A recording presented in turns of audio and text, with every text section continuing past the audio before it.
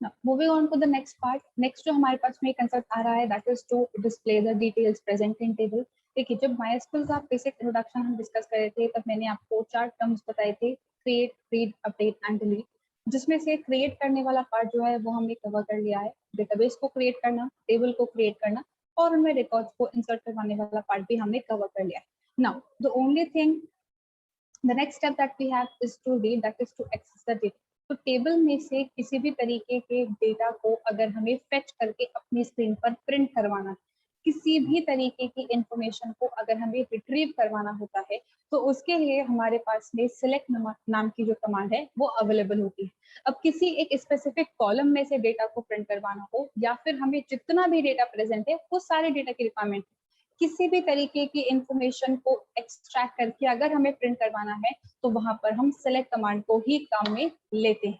अब यहाँ पर जो सेलेक्ट है उसका सिंटेक्स है वो दो तरीके से हो सकता है। सबसे पहला जो सिंटेक्स मैंने यहाँ पे मेंशन किया है वो है टेबल के अंदर प्रेजेंट सारे कॉलम से रिलेटेड। देखिए, मैंने यहाँ पे कल जो है वो आप लोगों को 3 असाइनमेंट दिए थे, 3 टेबल्स क्रिएट करने के, that is EMP, DPT and sal grade. तो मैं यहाँ पे जितनी भी वर्किंग इम्प्लीमेंट करने वाली हूँ मैं अब उन्हीं 3 टेबल्स को कंसिडर करके करने वाली हूँ ताकि आप भी इजीली उससे रिलेट कर पाए। ठीक है, सबसे पहले मैं यहाँ पे ईएमपी टेबल की अगर बात करती हूँ तो ईएमपी टेबल के अंदर बहुत सारा डेटा प्रेजेंट और मुझे अगर उस सारे डेटा को अगर एक्सट्रैक्ट करना है उसके लिए अगर हमें कुछ कमांड लिखनी होती है तो हम कुछ इस तरीके का सिंटेक्स मेंशन करते हैं।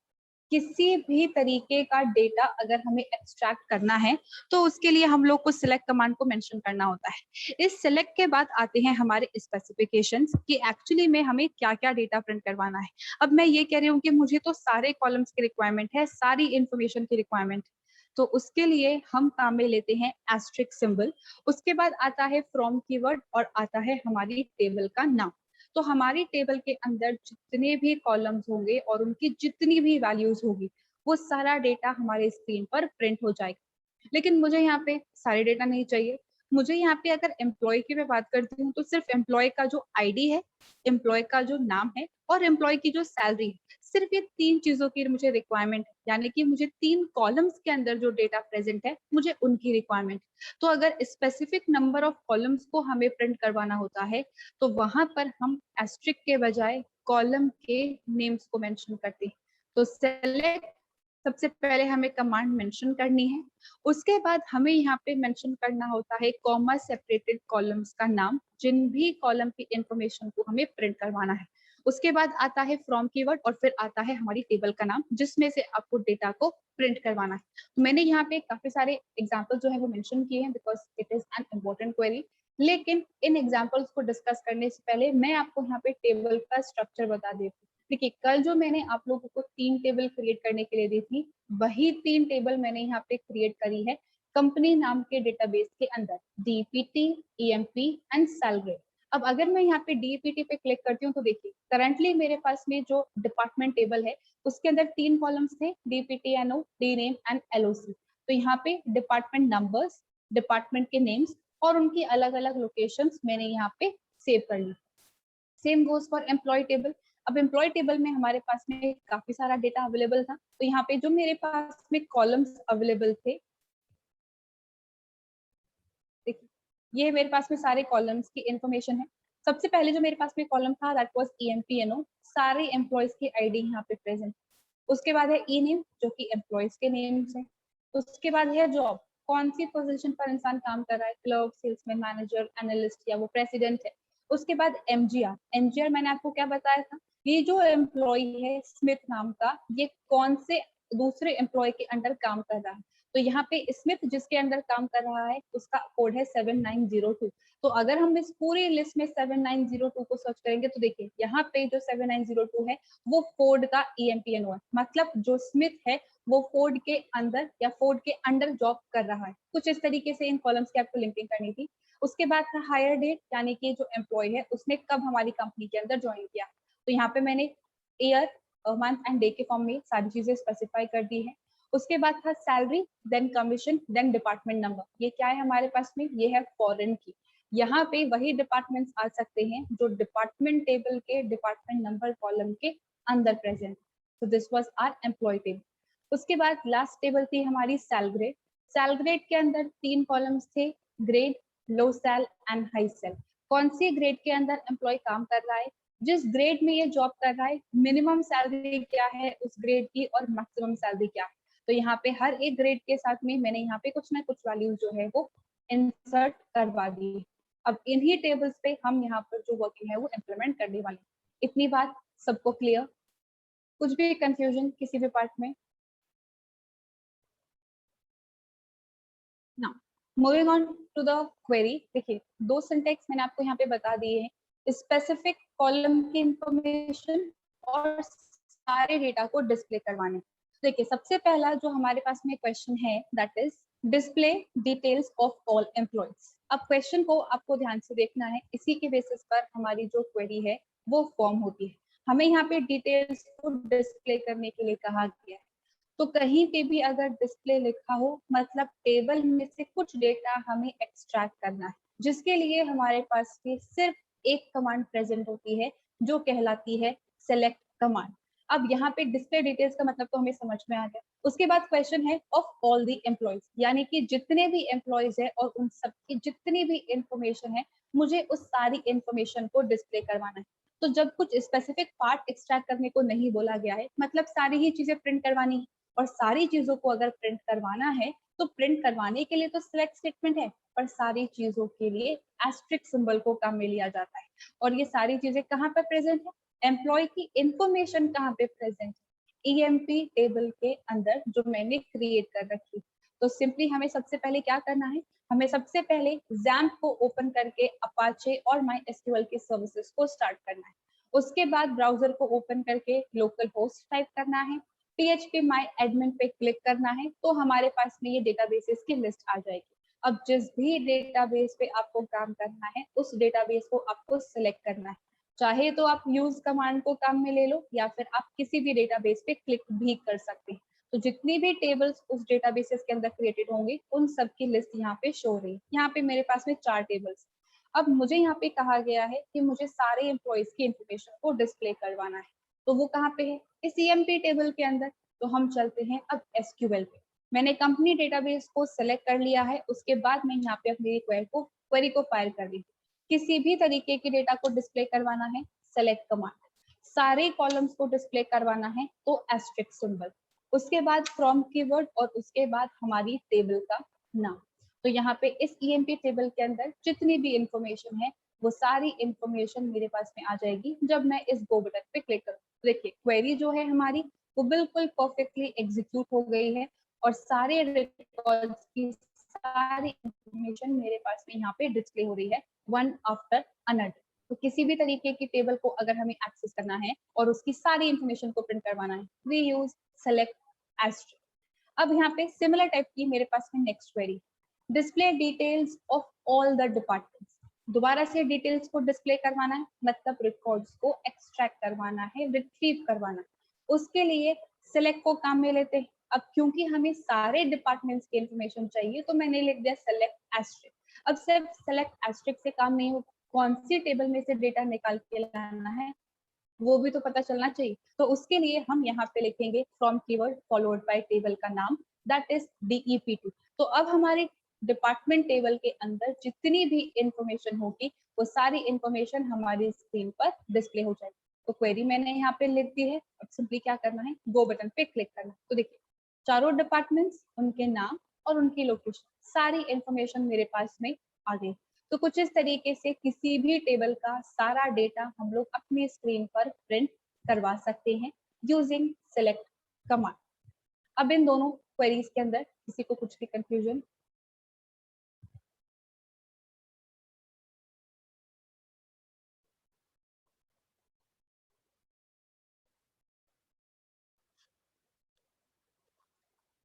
एक second guys, but next question जो है हमारे पास में that is display names of all employees. अब अगेन आपका जो आंसर होता है वो उस क्वेरी में ही छुपा हुआ होता है, तो आपको क्वेश्चन को पहले समझना है फिर उसका अटेम्प्ट आपको करना है।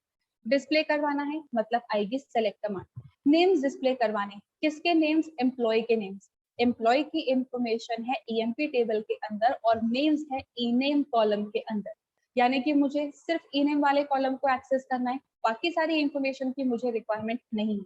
तो अगर मैं चाहूँ तो किसी एक स्पेसिफिक कॉलम के डेटा को भी प्रिंट करवा सकती हूँ। तो सिंपली मुझे सेलेक्ट कमांड लिखनी है फॉलोड बाय मेरे कॉलम का नाम that is E name from keyword and EMP. तो हमारी ईएमपी टेबल के अंदर जितने भी एम्प्लॉइज होंगे उन सबके नेम्स हमारी स्क्रीन पर प्रिंट हो जाए। Let's execute the query. देखिए सिर्फ हमारे पास में जो ई नेम वाला कॉलम है वो एज अ आउटपुट आया है। तो जिस सीक्वेंस में हमने रिकॉर्ड्स इंसर्ट किए हैं उसी सीक्वेंस में हमारे पास में सारी इंफॉर्मेशन वन आफ्टर अनदर जो है वो डिस्प्ले हो रही है।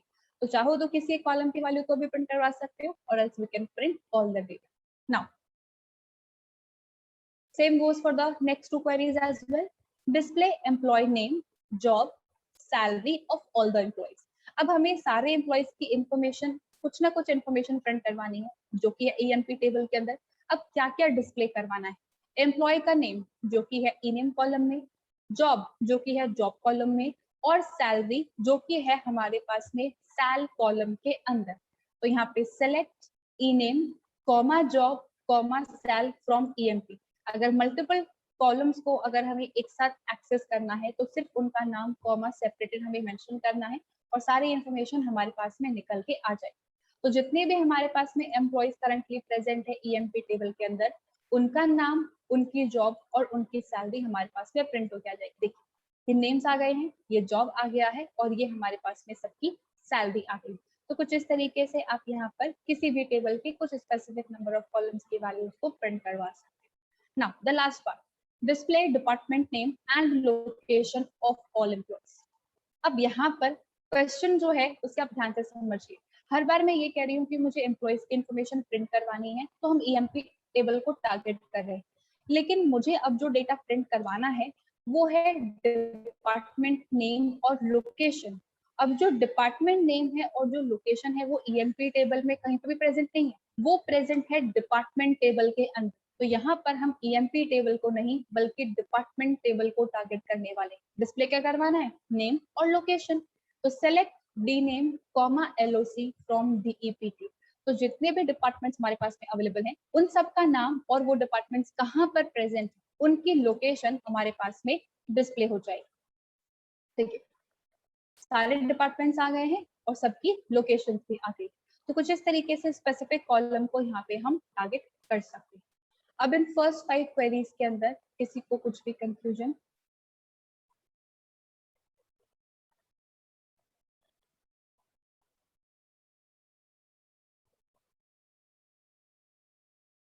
Alright, moving with the next part.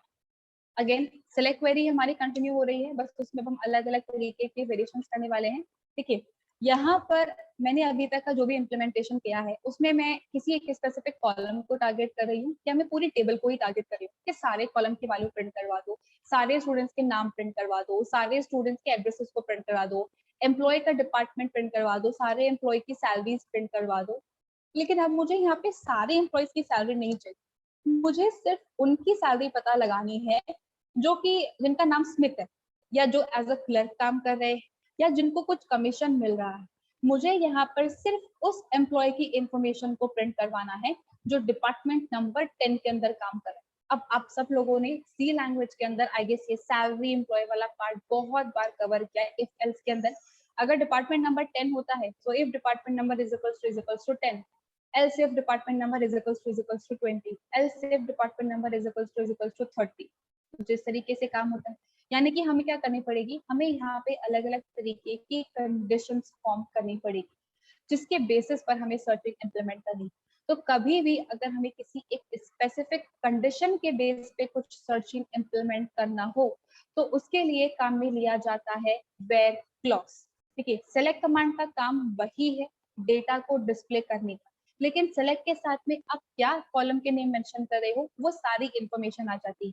सारी इंफॉर्मेशन नहीं चाहिए तो कोई ना कोई कंडीशन यहाँ पे मेंशन करनी पड़ेगी। अब जहाँ पे जाके कंडीशन ट्रू हो रही है सिर्फ वही वाला पार्ट हमारा एग्जीक्यूट होगा, यानी आंसर हमें रिटर्न होगा। तो क्वेरी हमारी लगभग वही रहेगी। सबसे पहले select command followed by comma separated column के नेम्स, उसके बाद फ्रॉम कीवर्ड और उसके बाद टेबल का नाम। अब इन सारी चीजों को मेंशन करने के बाद हमें यहाँ पे लिखना पड़ता है वेयर क्लॉज। और उसके बाद आती है हमारी कंडीशन। अब यहाँ पे कंडीशन को अगर हमें फॉर्म करना है तो कंडीशन को फॉर्म करने के लिए हम यहाँ पे अलग अलग तरीके के ऑपरेटर्स को काम में लेते हैं। मैं यहाँ पर सबसे पहले जो ऑपरेटर्स की कैटेगरी कंसिडर कर रही हूँ वो है हमारे पास में कंपैरिजन ऑपरेटर्स, जिन्हें आप लोगों ने सी के टर्म्स में रिलेशनल ऑपरेटर्स के तौर पे कवर किया है। तो greater than, less than, sorry equals to, greater than, less than, greater than equals to, less than equals to and not equals to. अब नॉट इक्वल्स टू के लिए सी के अंदर जो हमने सिंबल अप्लाई किया है वो होता था एक्सक्लेमेशन मार्क और फिर इक्वल्स टू, लेकिन MySQL के अंदर हमारे पास में नॉट इक्वल्स टू को मेंशन करने का ये एक और तरीका भी है। ओपनिंग क्लोजिंग जो एंगुलर सिंबल्स होते हैं हमारे पास में ग्रेटर देन लेस देन वाले, हम उनको यूज करके भी नॉट इक्वल्स टू वाला सिंबल फॉर्म कर सकते हैं। तो ये तो है हमारे पास में वही सेम कॉमन कंपैरिजन ऑपरेटर्स जो अभी तक की सारे लैंग्वेजेस में हमने कंपेयर की। इसके अलावा 3 और एडिशनल ऑपरेटर्स हमारे पास में अवेलेबल हैं जिनको यूज कर हम कंडीशंस फॉर्म कर सकते हैं। वो है बिटवीन, इन एंड लाइक। अब इन तीनों का मतलब क्या है ये हम एग्जांपल्स के साथ में ही कवर करेंगे। अभी मैं सिर्फ ये फर्स्ट 6 कैटेगरी जो है उनको यूज करके वर्किंग इंप्लीमेंट कर रही हूँ। देखिए सबसे पहला जो हमारे पास में क्वेश्चन है वो ये है, list employees who are working in department number 10। अब लिस्ट का मतलब हमें यहाँ पे एम्प्लॉइज की इंफॉर्मेशन को ही निकालना है। एम्प्लॉइज की इंफॉर्मेशन का मतलब सेलेक्ट कमांड को ही काम में लेना। तो हमने लिख दिया select and strict from EMP, वो तो सारा डेटा आ जाएगा। अब सारा डेटा नहीं चाहिए, सिर्फ वो लोग चाहिए जो डिपार्टमेंट नंबर 10 के अंदर काम कर रहे हैं। तो यानी कि मेरे पास में एक कंडीशन है, उस कंडीशन के बेस पर रिकॉर्ड फेच होके आने चाहिए। तो क्वेरी हमारी क्या बनेगी, सेलेक्ट एस्ट्रिक फ्रॉम EMP। अब मैंने एस्ट्रिक यहाँ पे इसलिए लिखा है क्योंकि यहाँ पे मुझे कोई स्पेसिफिक कॉलम के नाम नहीं बोले, मुझे सिर्फ बोला है लिस्ट एम्प्लॉइज, तो मैं यहाँ पे सारी इंफॉर्मेशन ही डिस्प्ले करवा रही हूँ। अब ये सारा काम कब करवाना है, जब एम्प्लॉय डिपार्टमेंट नंबर 10 में काम कर रहा हो। तो किसी भी तरीके की कंडीशन अगर हमें मेंशन करनी होती है तो उसके लिए हम वेयर क्लॉज को काम में लेते हैं और उसके बाद आती है हमारी condition where DPTNO is equals to 10। हमारे कॉलम का नाम डिपार्टमेंट नंबर जो है वो है DPTNO, जिसके अंदर कनेक्टली 10, 20, 30 वैल्यूज मैंने स्टोर करवा रखी है। तो जहां जहां पर डिपार्टमेंट नंबर 10 होगा सिर्फ उन्हीं एम्प्लॉइज की इंफॉर्मेशन मेरे पास में डिस्प्ले हो। तो एक बार हम इस क्वेरी को एग्जीक्यूट कर लेते हैं।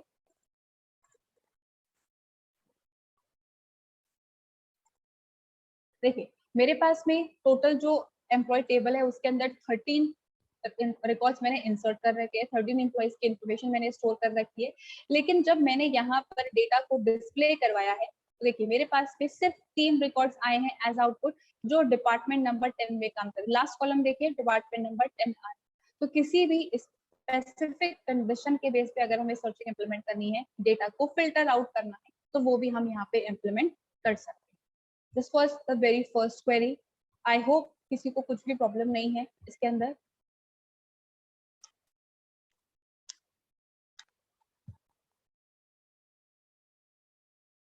All right, moving on to the next part. List employees who are getting salary more than 2000. अब मुझे यहाँ पे उन एम्प्लॉइज की इंफॉर्मेशन को डिस्प्ले करवाना है जिनकी सैलरी 2000 से ज्यादा है। अब सैलरी किसके अंदर है, सैल कॉलम के अंदर। तो कॉलम को यूज करके हम यहाँ पे ग्रेटर देन लेस देन तो पता लगा ही सकते हैं, यानी कि कंडीशन। कंडीशन किसके साथ में काम आएगी, वेयर क्लॉज के साथ में। मैंने यहाँ पे लिखा है select asterisk from EMP where sal greater than 2000। तो जितने भी एम्प्लॉइज की सैलरी 2000 से ज्यादा है उन सब की इंफॉर्मेशन हमारे पास में डिस्प्ले हो जाएगी। देखिए यहाँ पे हमारे पास में स्पेसिफिक कुछ नंबर ऑफ रिकॉर्ड्स आए हैं, टोटल 6 रिकॉर्ड्स आए हैं। यहाँ पे सैलरी देखिए इन सारे एम्प्लॉइज की जो सैलरी है वो 2000 से ज्यादा है। 2975, 2850, 3000, 5000, 9500।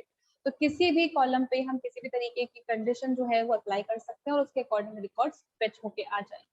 अब यहाँ पर नेक्स्ट मेरे पास में जो क्वेश्चन है वो ये है, list employees who are working as clerk. अब मुझे यहाँ पे उन एम्प्लॉइज की इंफॉर्मेशन को डिस्प्ले करवाना है जिनका जॉब क्लर्क है।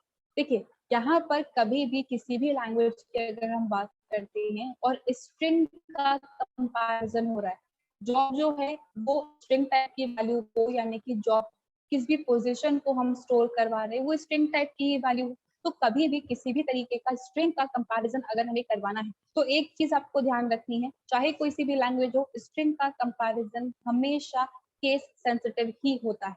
अब यहाँ पर जब मैंने रिकॉर्ड्स को इंसर्ट करवाया है तो मैंने जितने भी नेम्स है ना, चाहे वो डिपार्टमेंट के नेम्स हो या लोकेशन हो, एम्प्लॉय का नेम हो या फिर जॉब हो, मैंने सबको यहाँ पर अपर केस के अंदर ही स्टोर करवाया है।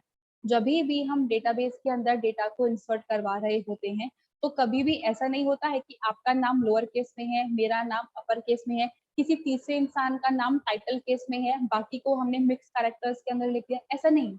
एक कॉलम के अंदर जब डेटा इंसर्ट हो रहा होता है तो वहां पे प्रॉपर फॉर्मेट ही काम में लिया जाता है। तो इसीलिए मैंने जितने भी नेम्स को इंसर्ट किया है, जितने भी स्ट्रिंग टाइप की वैल्यूज को काम में लिया है, वो हमेशा मेरे पास में कैपिटल के अंदर ही प्रेजेंट। तो जब कैपिटल में वैल्यू प्रेजेंट है तो उसे मैच करवाने के लिए भी कैपिटल में ही मेंशन करना पड़ेगा। अब एक और चीज, जब हम यहाँ पे MySQL पे किसी भी स्ट्रिंग टाइप की वैल्यू को मेंशन कर रहे हैं तो ये डबल कोट्स के साथ में काम नहीं करता है। यहाँ पे किसी भी टाइप की स्ट्रिंग वैल्यू अगर आप पास कर रहे हो तो हमेशा आपको सिंगल कोट्स ही मेंशन करने हैं, जैसा कि मैंने इस क्वेरी के अंदर लिखा है। ठीक है, एम्प्लॉयज की इंफॉर्मेशन जो एज अ क्लर्क काम कर रहे हैं, तो select asterisk from EMP where job is equals to, single quotes के अंदर मैंने लिखा है clerk in Capitals.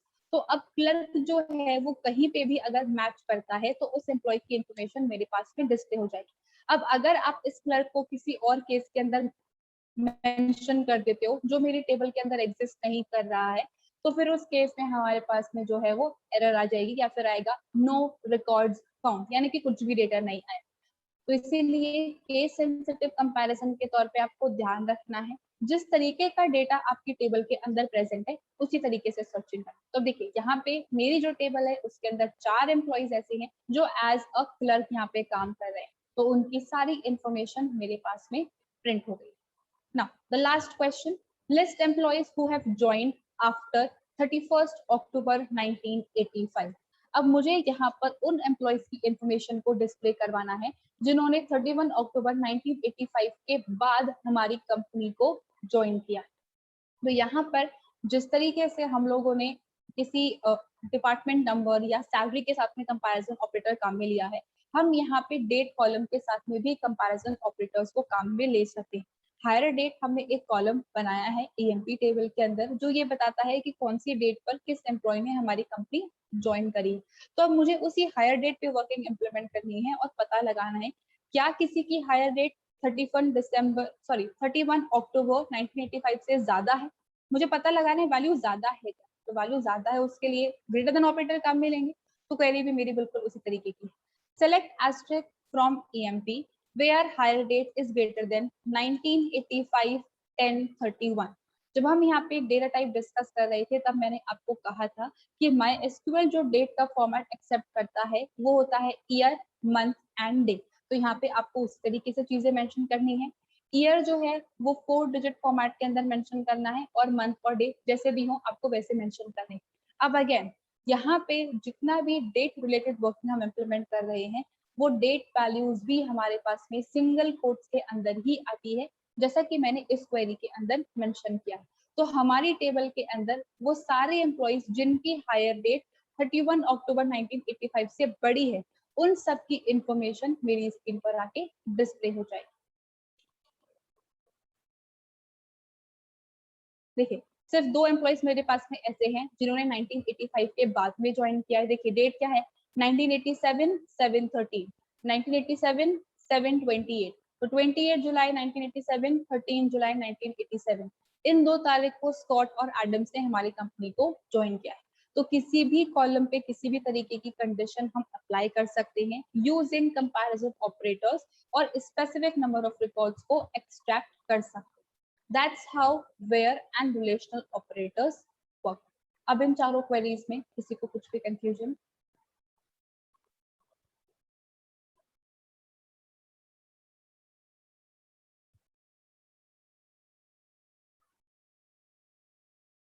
Alright, moving on with the next part that is and or not operator. अब यहाँ पे and और not की वर्किंग बिल्कुल वैसे ही है जैसे कि आप लोगों ने इम्प्लीमेंट करी है अभी तक इन सारे ऑपरेटर्स के केस में। कभी भी अगर हमारे पास में मल्टीपल कंडीशंस होती है और उन मल्टीपल कंडीशंस के ट्रू होने पर हमें कुछ काम करवाना है, तो यहाँ पर उन मल्टीपल कंडीशंस को कंबाइन करने के लिए हम एंड और ऑपरेटर को काम में लेते हैं। तो यहाँ पर कैसे वर्किंग हो रही है एक एक करके हम एग्जांपल से देखते हैं। सबसे पहली जो हमारी क्वेरी है that is list employees who are getting salary greater than 2000 and working as manager. अब मुझे यहाँ पे उन एम्प्लॉइज की इंफॉर्मेशन को डिस्प्ले करवाना है जो मैनेजर हैं और 2000 से ज्यादा अर्न कर रहे हैं। दोनों चीजें होनी चाहिए, तो दोनों चीजें होने पर ही रिकॉर्ड एक्सट्रैक्ट हो, दोनों कंडीशन के ट्रू होने पर ही काम हो। उसके लिए हम लोग यहाँ पे एंड ऑपरेटर को काम में लेते हैं। यूजुअली आपने प्रोग्रामिंग के अंदर एम्परसेंड सिंबल काम में लिया है, लेकिन यहाँ पे हमारे पास में पूरा एंड वर्ड है जैसे कि पाइथन में होता था, तो वही हमें यहाँ पे मेंशन करना है। Select asterisk from EMP where salary greater than 2000 and job is equals to manager। तो जिसकी भी सैलरी 2000 से ज्यादा है और वो मैनेजर भी है तो ही यहाँ पे एम्प्लॉइज की इंफॉर्मेशन डिस्प्ले होगी। तो एक कंडीशन तो ये है हमारी सैलरी वाली और एक कंडीशन ये है हमारी जॉब वाली। दोनों के ट्रू होने पर ही यहाँ पे काम होने वाला है। अगेन मैंने यहाँ पे जितनी भी स्ट्रिंग टाइप की वैल्यूज है वो कैपिटल के अंदर इंसर्ट करी है। तो जब भी हम यहाँ पे स्ट्रिंग मैचिंग करवाते हैं तो हमेशा कैपिटल के अंदर और कोट्स में डेटा लिखना है। एक और चीज देखिए, जब भी हमने यहाँ पे किसी भी तरीके का कंपैरिजन करवाया है कि दो वैल्यूज आपस में बराबर है या नहीं in programming in C plus plus and Java, तो हम क्या करते थे, हम यहाँ पर डबल इक्वल्स टू को काम में लेते थे। लेकिन माई एसक्यूएल में ऐसा नहीं। अगर हम यहाँ पे कंपैरिजन करवा रहे हैं तो हम यहाँ पे डबल इक्वल्स टू नहीं बल्कि सिंगल इक्वल्स टू को काम में लेना है। मैंने पहली वाली क्वेरी में भी जहाँ पे डिपार्टमेंट नंबर 10 एक्सट्रैक्ट करना था डीपीटीएन इज इक्वल्स टू 10 लिखा है, 2 बार इक्वल्स टू सिंबल यहाँ पे नहीं आता है। ये एक डिफरेंस है थोड़ा हमारा ऑपरेटर की कैटेगरी के अंदर। एक बार इसे हम एग्जीक्यूट करके देख लेते हैं।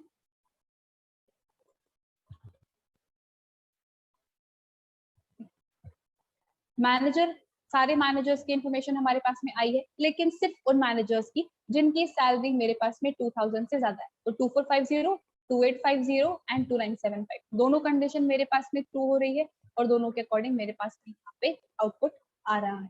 तो कुछ इस तरीके से मल्टीपल कंडीशंस के बेसिस पर भी हम वर्किंग इम्प्लीमेंट कर सकते हैं। आई होप आप सब लोग को समझ में आ रहा है कि हम किस तरीके से वर्किंग इम्प्लीमेंट कर रहे हैं। आप इस एंड और ऑपरेटर को कुछ इस तरीके से कंसिडर कर सकते हैं, जैसे कि हम लोग ऑनलाइन शॉपिंग अगर करते हैं, सपोज हम क्लोथिंग डिपार्टमेंट में गए तो कभी कभी हमें कुछ डिजाइन पसंद आ जाता है लेकिन कलर पसंद नहीं आता, कलर पसंद आ जाता है तो प्रिंट नहीं आता है। तो सेम कलर में बहुत सारी चीजें प्रेजेंट है और वो सेम चीज बहुत सारे साइजेस के अंदर भी प्रेजेंट है। तो मुझे रेड कलर का शर्ट चाहिए मीडियम साइज के अंदर, मुझे ब्लू कलर का शर्ट चाहिए लार्ज साइज के अंदर। तो दो कंडीशंस है, दो कंडीशंस के बेसिस पर हमारे पास में ड्रेसेस फिल्टर होके आ रही है। एग्जैक्टली कुछ उसी तरीके का कंसेप्ट यहाँ पे अप्लाई हो रहा है। आई होप पहली क्वेरी सबको क्लियर है।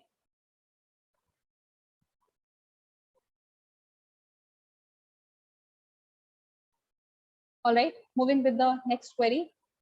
List employees who are working in department number 30 and joined before 31 March 85।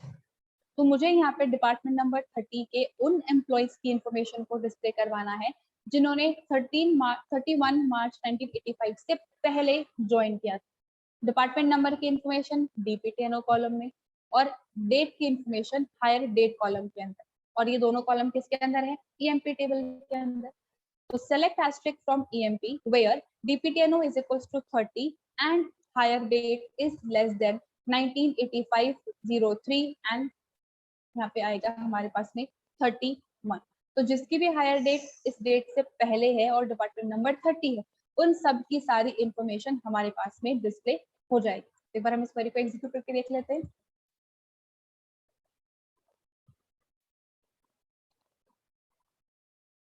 देखिए, मैंने यहाँ पे गो बटन पे क्लिक कर दिया है।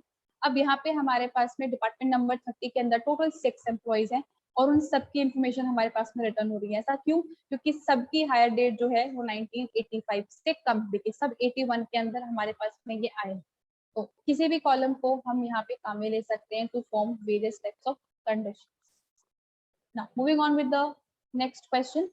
List employees who are working as manager और सेल्समैन। या तो एम्प्लॉइज एज अ मैनेजर काम कर रहे हो या वो एज अ सेल्समैन काम कर रहे हो। मुझे यहाँ पे दोनों के ट्रू होने पे काम नहीं करवाना। देखिए, या तो एम्प्लॉय मैनेजर हो सकता है या वो सेल्समैन हो सकता है।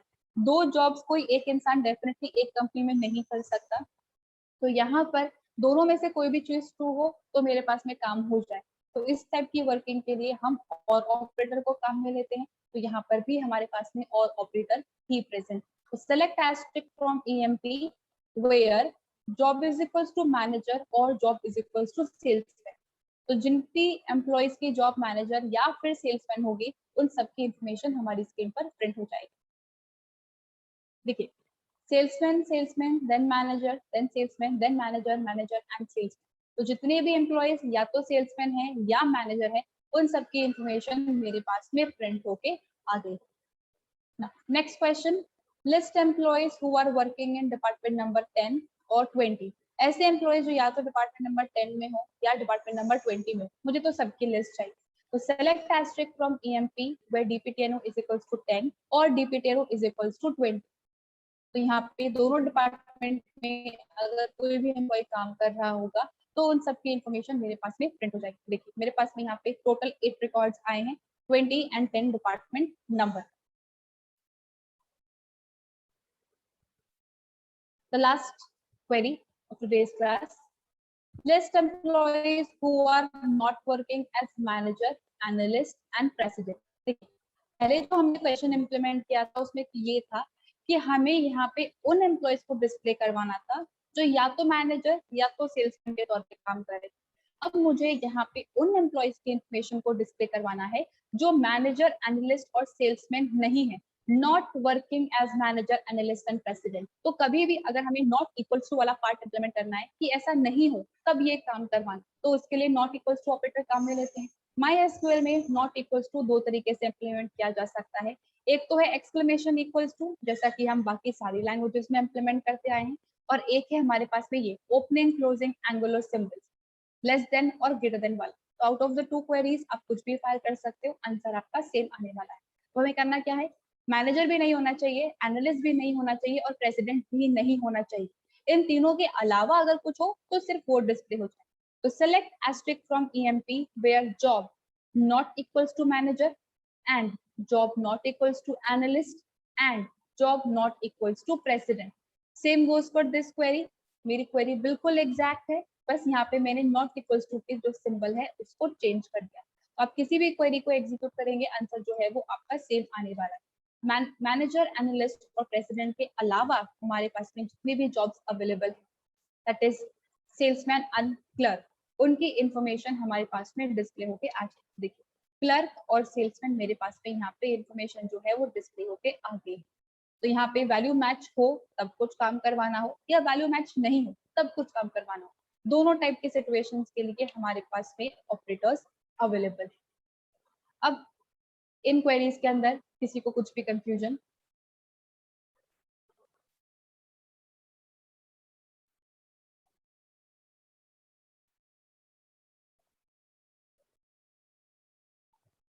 ऑलराइट गाइस, आज के लिए इतना ही रखते हैं। एक बार क्वेरीज को आप एग्जीक्यूट करके देखना, किसी को कुछ भी प्रॉब्लम आता है then let me know in the next. Thank you everyone.